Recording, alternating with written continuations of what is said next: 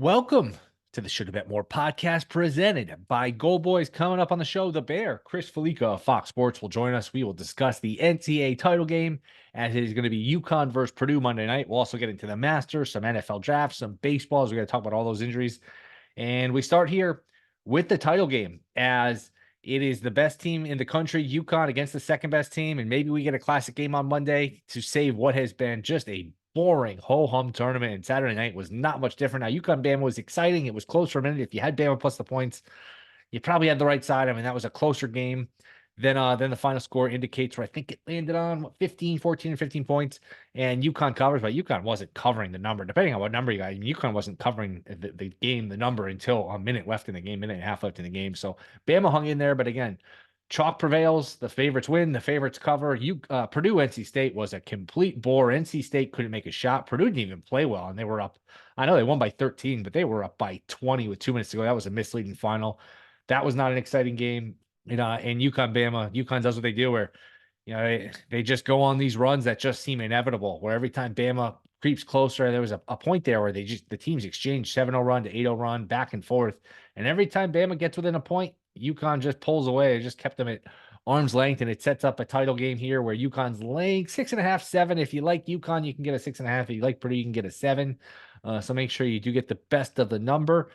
I do think we'll get a good game. I mean, like I said, it is the two best teams. KenPom has this as a 3-point game, and it doesn't happen that often where you get the two best teams.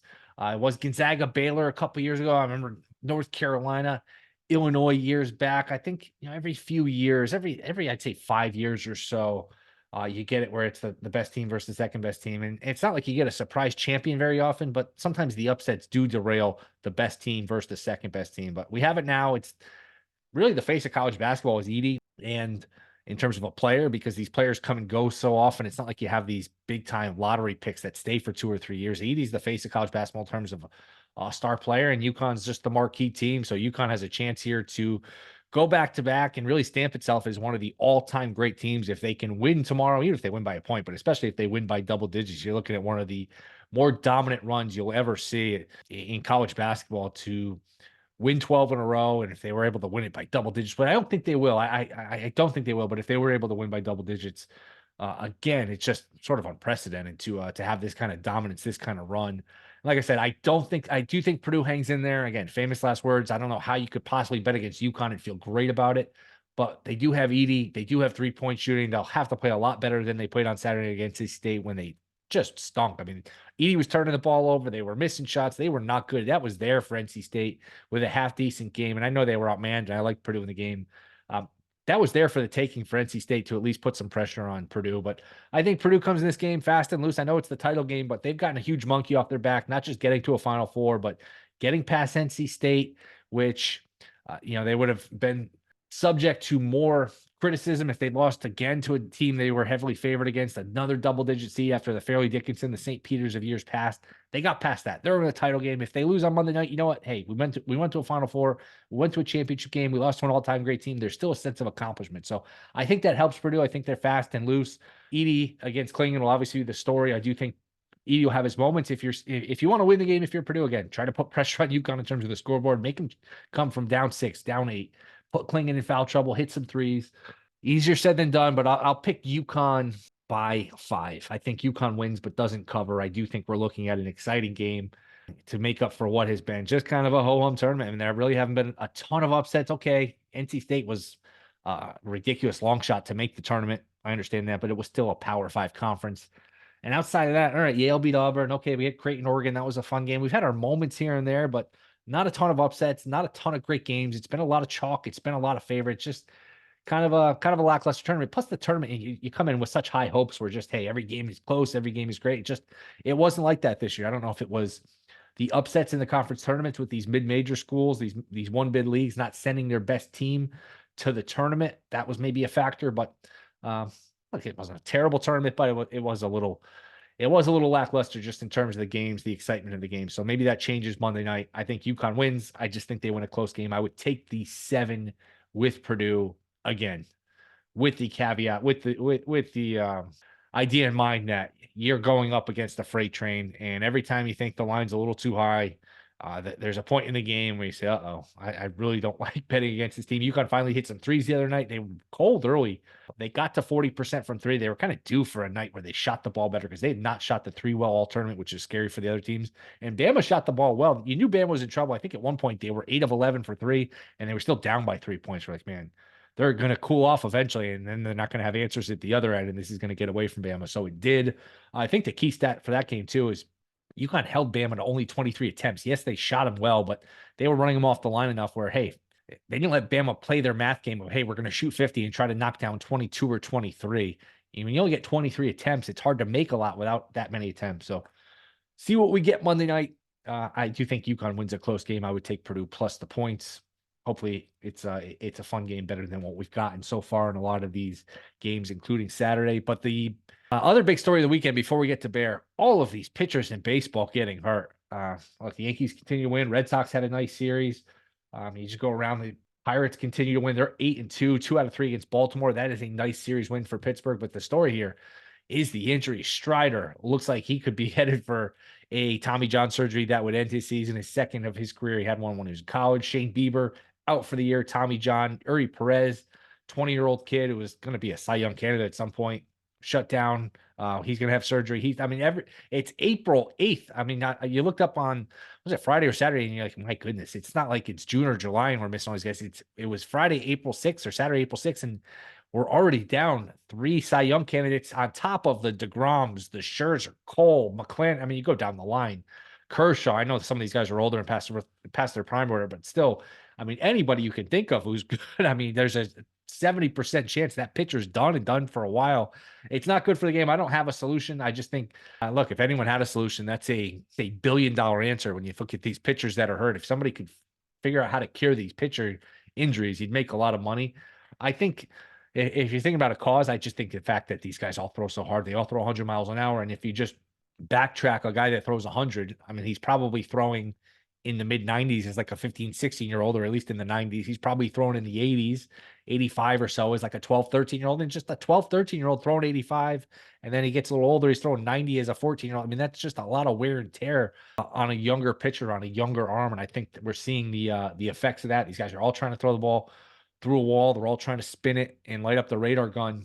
And I think that's the effect of it. I think we're seeing that now. And I think the betting aspect of it, first of all, it levels the playing field. Teams like the Yankees that say, hey, we don't have great pitching. Well, if these pitchers keep getting hurt, nobody's going to have great pitching because Strider's hurt for the Braves. Braves are one of the front runners. Fried, there's whispers he might not be 100%. He got hammered Saturday night, gave up 6 runs in the first to Arizona. And Atlanta ended up coming back and winning. They swept the Diamondbacks. They have such a good offense.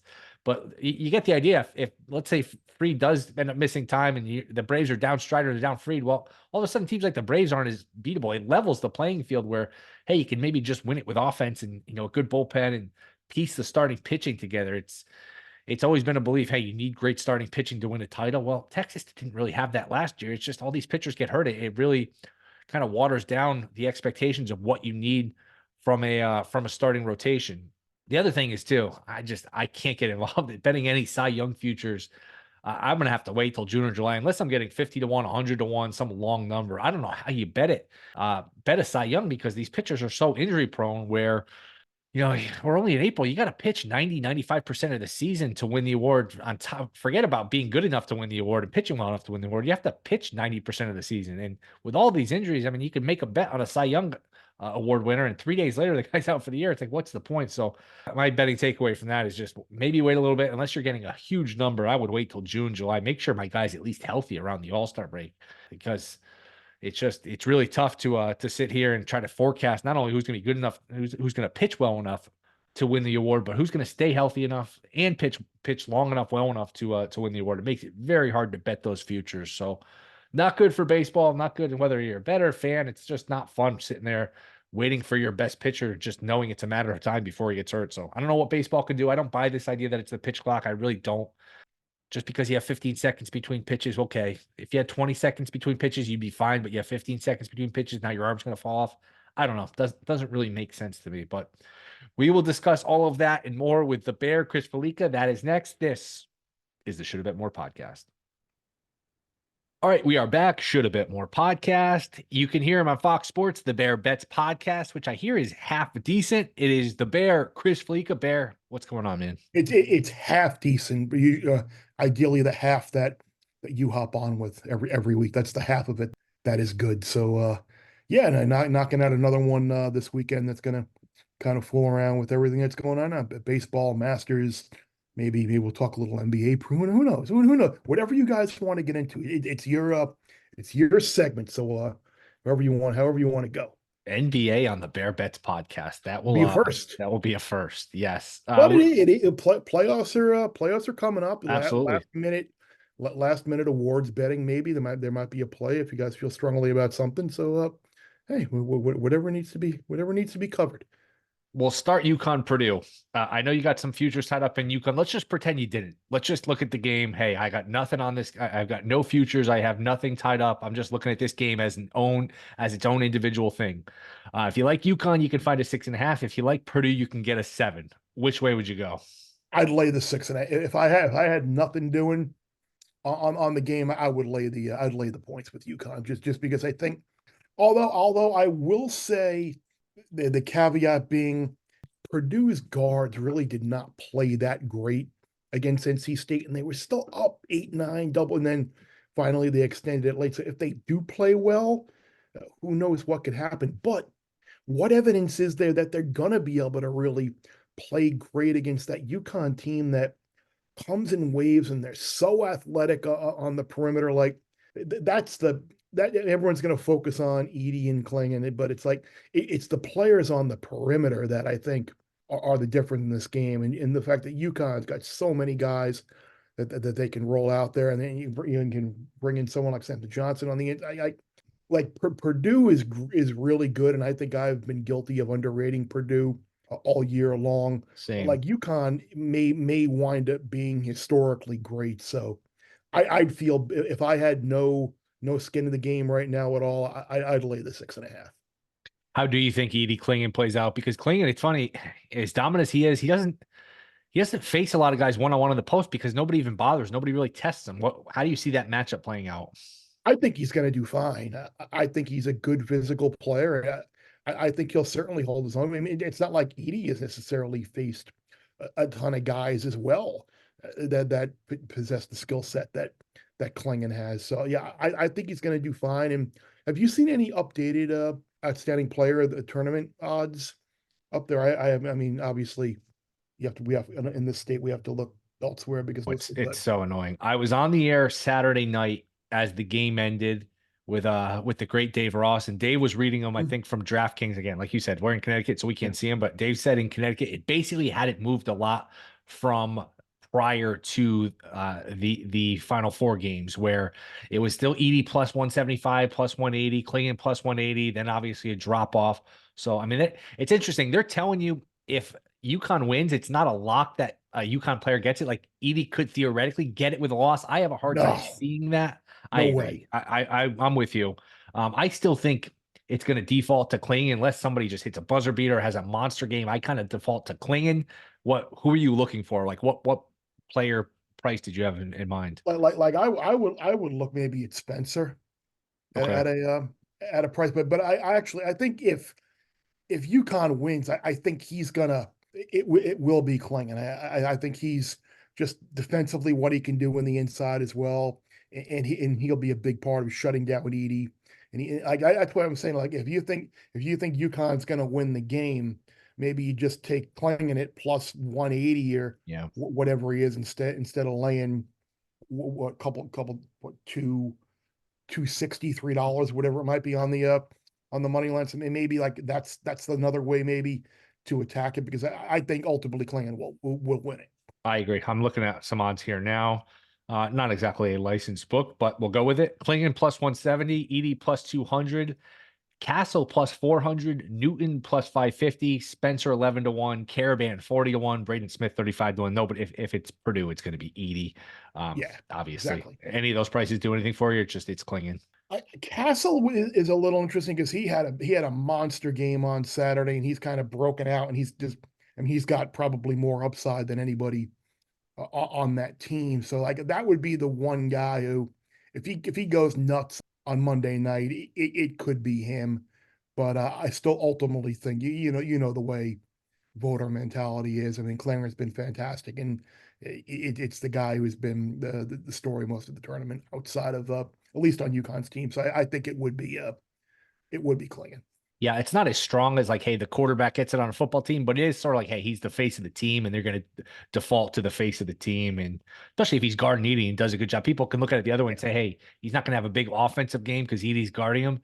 But if they're able to win the game, it's because he held Edie down. And I think that's going to be Yeah, a lot of the narrative. Remember when Iguodala won NBA Finals MVP, it was, hey, he guarded LeBron. I do think Klingon probably 170 is not a bad bet. Any feel on the total? We're down to 115 and 145 and a half. 115 and a half would be a lot better for the well, over. it's Yeah, go ahead. moved what 4 points, right? Yeah. Yeah, it at 145, it still feels a little bit high. I still think it's going to kind of be a an under type game because I don't think Purdue's going to want to go up and down the floor at all. I mean, I think UConn will probably try and push the tempo maybe a little bit more, but still feels again, the only thing you got to worry about though is just the foul zone. I mean, it is Exactly. the title game. We've talked about this with teams just fouling. But we thought that DJ Burns would be in foul trouble with NC State, and that it would be a parade to the free throw line in that game. That just didn't happen with the way that game was officiated, and even the game against Alabama with UConn, that was kind of choppy in terms of officiating. And I mean, it was almost good to see like the officials not really a factor in either game because everybody was so worried that Purdue was going to get a whistle on that game, and it never really materialized. So I would still lean under, but I certainly wouldn't obviously feel as good at 145 and a half than 148, 149 like you were able to get immediately. You feel like it's been kind of a ho-hum tournament. Not a lot. I mean, NC State was a great story, but we haven't had a lot of buzzer beaters, a lot of close games. It's been a lot of chalk, a lot of favorites. I don't know. It's just been kind of a ho-hum tournament, I feel like. It is. I mean, I guess the fact that it's been ho hum and you get the final that most people wanted to see with the defending champion against a team that got beaten by a 16 last year. I guess it does kind of put a nice little bow tie on it, and you get the fact that we didn't get ridiculousness throughout, and you didn't get a lot of drama and memorable moments. The fact that you got UConn and Purdue, I think if it would have been UConn Purdue or UConn Houston, I think either way, you're looking good. But you're right; it has not been one of the more memorable tournaments, and it's something like I can't remember if we were talking about this on Bear Bets, but I was talking about it with someone else. Like, should we kind of have seen it coming though? I mean, it was the not even the mid majors, the smaller conference tournaments. So many So many of the ones got lower knocked out. Yep. seeds won those leagues, and like you were getting bad teams from those leagues in the tournament, and that was really going to eliminate a lot of potential for 13, 14, 15 seeds winning. But you had the Duquesne win a game who won the A10, and they were given a seed that was basically indicative like a last or at large team in. So like NC State, obviously an 11 seed getting in them. Just you had a lot of 13s and you had a lot of 14s that really profiled more like a 15. So we really shouldn't have. In retrospect, that's one thing, and maybe it's why I didn't do very well betting wise in the tournaments.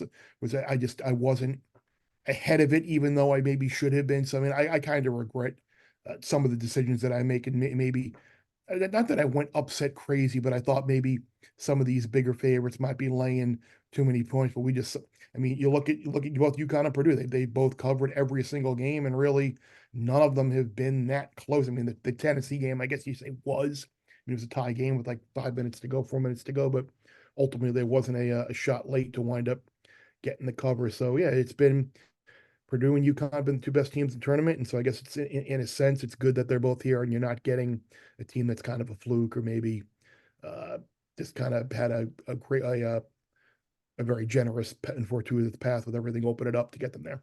Let's switch gears here. The Masters. Empty your notebook. What do you got? Who do you like? What take us through your thought process in betting this tournament. I like Will Zalatoris. I played him earlier in the year after he nearly won, and he was around 55 to 1 or so to win the Masters. So I got him 55 to 1. 35 to 1, I think, is still a really good bet. The 2 times he's played Augusta, runner up to Hideki, I think it was, and then finished the sixth a couple years ago before he obviously couldn't play last year because of the injury, but he's healthy now. He's changed his putting stroke. He's always, the knock on him has always been his ability to make putts. He's doing better in that sense. He feels like a guy. If anybody can beat Scotty Scheffler, someone like Zalatoris, I think, who was in the mix with him the year Scotty won, I think is someone that you can still bet at 35 to 1. Cam Smith is someone who I want to like Cam Smith just because the way he putts so well and he's good with those mid iron, short irons to just give himself a chance at not getting any big numbers on the card at Augusta, which is so big, in being able to contend. But it's just so hard to wonder about these live golfers and the form that they are in. And then I don't look, it's an emotional roller coaster betting on him because you never know what you're going to get hole to hole, shot to shot. But Jordan Spieth is someone that loves this course, and he has not necessarily been in fantastic form, but I think he's going to be someone like Phil Mickelson, regardless of how old he is. Whenever he gets to Augusta, he's won here before. He could have another one as well. He's just modeled and echoed what Jack Nicklaus has told him about the course. They just aim for the middle of the green on every hole, and you're going to be just fine. And that's kind of what he does. So those are the 3 guys, and I'm kind of looking at. Again, this is you're not going to bet Scotty Scheffler 4 to 1 to win. That's how I'm approaching this. And if he wins, fine, so be it. I'm sure at some point over the week, over the first couple of days or the weekend, I'll hop in on him live and take a number that's probably a little bit shorter, maybe if he does get off to a good start, but something that I'd feel better about taking a little bit shorter number after seeing a few holes than taking 4 to 1 with 72 holes off the play. Like, remember last year, John Rahm, I think, didn't he double bogey the first hole, and he was like 20 something to 1 or like that after the first hole, and then wind up winning. So I think that's an opportunity always to look for good numbers after it starts. I haven't seen any matchups out there yet, but guys that I'm looking to fade, Max Homa, who has not played well here at all, and he's always a popular guy. People think he's going to break through and win when he's not played well at all this year. Justin Thomas taking bones off the bag now, another guy who has not played well this year, and he really does not have a very good record at Augusta as well. Tyrrell Hatton, another live guy who has not played well at Augusta. Bryson DeChambeau, another guy, he's going to blow the course away, and I think he's missed more cuts here than he has top 30 finishes. Patrick Cantley's a guy who always takes support at the window to win a major, and I think he has 1 top 10, I think, here, and like 7 tries. He's someone who you're probably going to see a reduced price on him, and I certainly am not interested at all in getting involved in the win or top 5 or top 10 market on Cantley at all. So those are some guys that I'm looking to when the matchups come out, looking maybe to get ahead and bet against. And some people out there think, hey, you just bet Rahm every week. You mentioned Rahm, just hey, bet Rahm every week and you'll do okay. I don't know that I agree with that strategy. No, not at all. Last couple ones, baseball, all these pitcher injuries. That's the story of the weekend. Unfortunately, I mean, we're at April 8th and we got Bieber, Strider, Perez. It's like a TV where every week somebody gets knocked off. What do you make of it? What you have any grand theories as to why, and what is it? Is there a betting implication from this? I mean, the betting implication is obviously looking, and we were talking about this with Gil and Fez and Wishnev the other night. Like, it's not. Is it really worth making a bet in these Cy Young markets? Remember, we had a buddy too who was like, "Oh, why are you betting Cy Young markets? You just got to bet inning to inning. That's the way to bet all the time.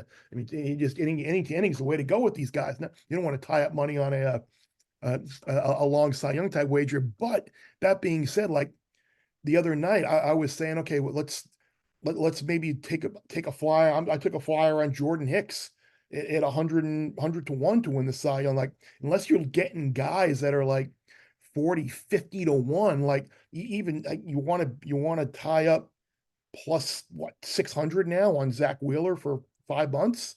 6 months, well, 11 months based on when baseball gives out their awards.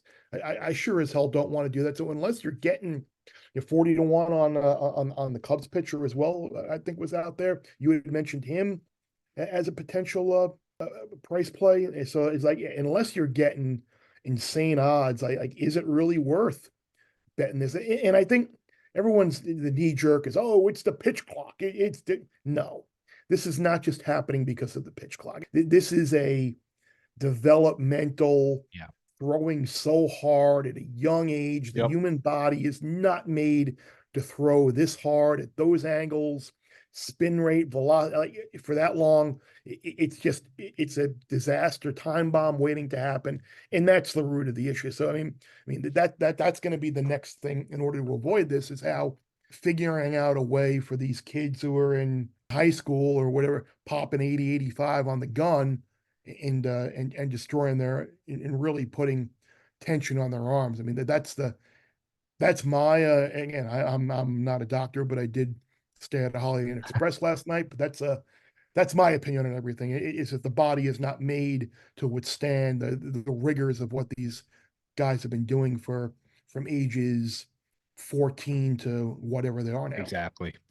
Because I mean, if you got a kid, if you just walk it back from a kid, he's 21 years old, he's throwing 100 miles an hour. Well, at 15 or 16, he's probably throwing in the 90s, which means at 12 or 13, he's in junior high, he's a middle school kid, he's probably throwing 85. And you just think of a 12-year-old kid throwing 85. It's just that's a lot. It's similar to, you always hear running backs, why don't they last long? Well, they take so many hits in high school, college. By the time you get to the NFL, year 3, that's a lot of hits prior to the NFL. Same sort of thing with the pitchers. Yeah, I do think too, the betting implication, you could look at a team like the Yankees and say, wow, they don't have enough pitching. They don't have great pitching. Eat Cole back. It's like, yeah, they don't have great pitching, but if these pitchers keep dropping, like Fried was hurt, Fried was bad this week for the Braves, and there's whispers that his elbow might be bothering him. It's like, you know what? If the Braves are going to miss Strider and Fried, and you just go down the line and all these teams keep missing pitchers, you know what? Yankees don't have great pitching, but by comparison, it might not be that bad. It might be winnable. Where, I mean, look at last year, Texas, you wouldn't think of them and say, hey, that's lockdown pitching. Eovaldi and Montgomery, they're nice pitchers, but I mean, that's not typical, like prototypical championship pitching as we know it. So maybe it levels the playing field for these teams that don't have great pitching. Yeah, no, you're right. They're just dependable. Like everyone wants a number one and 2 number ones, or a number 1 and number 2. Like maybe it's kind of like that mid-major way of like, right. Well, all the mid-majors had the 5 seniors that were making runs in the tournament. Maybe if you can just get yourself 3 or 4 solid number 3s, basically, and guys you're going to be able to depend on to get 6 innings a start, get you close to a quality start every time you step out there and turn over the pen. Maybe that's the way to go. Yep, 5 innings, 2 runs, 6 innings, 3 runs, and just win it with your offense. And that's pretty much what Texas did. Get some guys in the bullpen that can shut it down, and you can win that way. Last one, draft. What do you know? What do you think you know? I think I know that there will be 5 quarterbacks taken in the first round. I'm mad at myself that I didn't get the best of that number. I kind of bet it right when Penix's workout was happening, and so I played a later price at probably. I mean, if I would have played it 2 days earlier, it would have been much better. But I think there's a better likelihood that there'll be 6 quarterbacks taken than there will be 4, because they're definitely going to be 4, and I would think that Penix is going to go in the first round. Now, I took over 6.5 wide receivers, and this was before the Stephon Diggs trade. So I feel really good about that now, knowing that the Bills were not necessarily a team that you would have thought would have gone wide receiver in the draft, or maybe they would have anyway. But you're going to get Harrison Neighbors, Dunze and Thomas. Ladd McConkey is someone whose name is kind of working its way into the late first round potentially. My guy at Texas, who I have a great relationship with, he believes that both A.D. Mitchell and Xavier Worthy are going to go somewhere between like 24 and 32. Then you got guys like Xavier Legette and Keon Coleman, who are like fringe right on the edge, maybe first couple picks of the second round. Tony Franklin, a kid from Oregon, is someone that he's got kind of mixed reviews. Some teams love him. And so I got over 6.5 of plus money. I think plus money's still available. So I look at that. I think if you're willing to lay a price, again, I don't know how many people like laying 345 or whatever it is, but Joe Alt to be the first offensive lineman taken, I think is something that is probably the safest bet that you could probably have in the draft. in terms of him being I mean, I would assume that the Chargers will be a very logical spot for him to go there. And I'm not buying the Brock Bowers to the Jets type stuff at all. It's not like Tyron Smith is like this picture of like durability where he's going to Not Cal start six. Ripken Jr. Yeah, exactly. And so like you could take the kid from Penn State, maybe play him at guard for a little bit in his rookie year and switch him over. It's Joe Douglas. I think an offensive lineman is still going to be the way to go for the Jets. And if that doesn't happen, if it does happen that way, like the Bowers drop could be pretty. Like I have not seen over under draft slots for players yet, but I'd be looking to fade Bowers. I think he could be a little bit of a draft. Maybe the Colts at what 15? I think the Colts pick 15, 16. That could potentially be a spot, or maybe they go DB. But I don't think I'm curious to see what they post as an over under for Bowers, because if it's anything if it's 10.5 or less, I will be fading that for sure. And any clue which order these quarterbacks are going? 2, 3, 4? I mean, what? None. Yeah, me neither. None. I've even heard stuff out there that Washington's would be very, very happy to trade back. Again, I don't know what that means.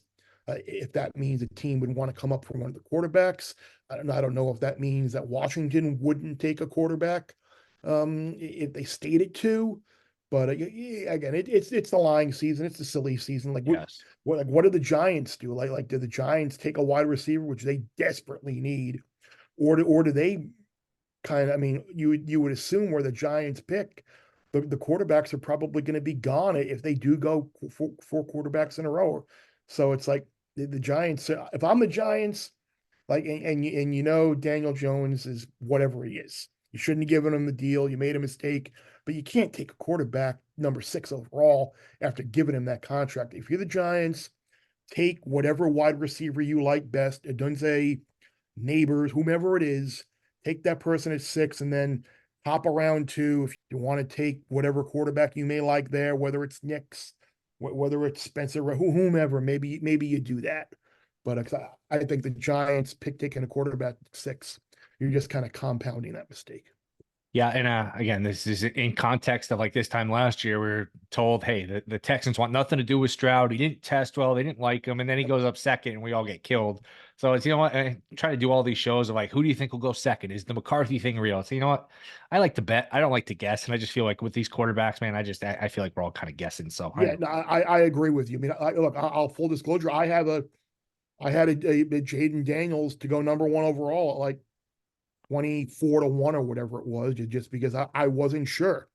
Like maybe the Williams thing, maybe the Bears wouldn't want him, but you know, oh well, I lost. But it's not going to be a situation now where I'm chasing quarterback steam, and at the end of the year, I'm going to be holding number 1 draft picks on all 4 of these guys. That's just counterproductive. I'll just pick my spots in other areas and go for that. I'm really looking forward to seeing the over under spots for sure. I mean, and you and I, we've gotten some stuff down already, like Jets to pick an offensive lineman and Bills to pick a wide receiver, which I mean, stuff that we worked out well and were able to get in up before lines moved ridiculously. So and Chiefs to pick a wide receiver, stuff like that. So hopefully those things that we had already played are good to go. But yeah, the one thing that like is still the price that I laid was the alt minus 345 to be the first offensive lineman taken. And if you're really looking to swallow hard and swallow a big number, he's like minus like 1,500 to go taken in the top 10. And again, some people don't mind laying that type of a price. Some people get scared off of doing it, but I see no way he's not a top 10 pick.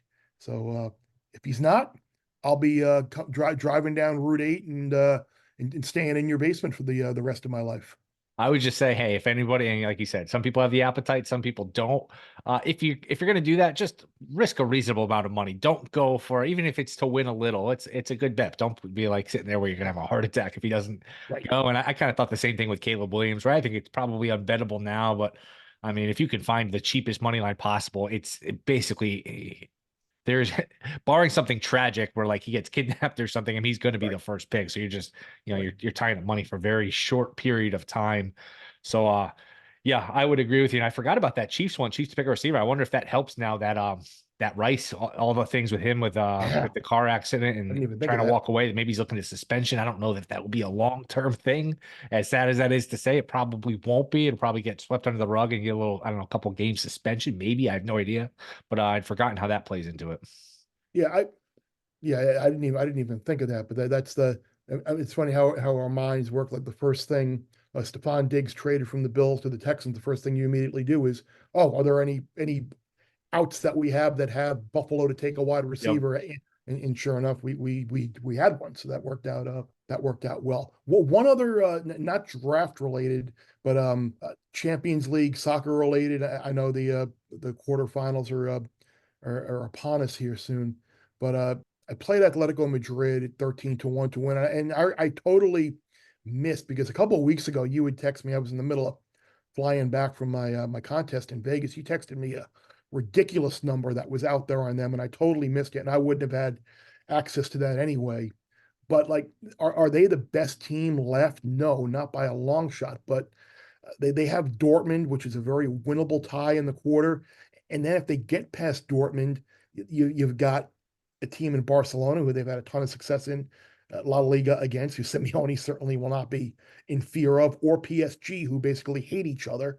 And again, not a team that you'd be worried about playing in the semi. So, like, I'd like their chances to get to the final where they probably would play either Arsenal or Man City.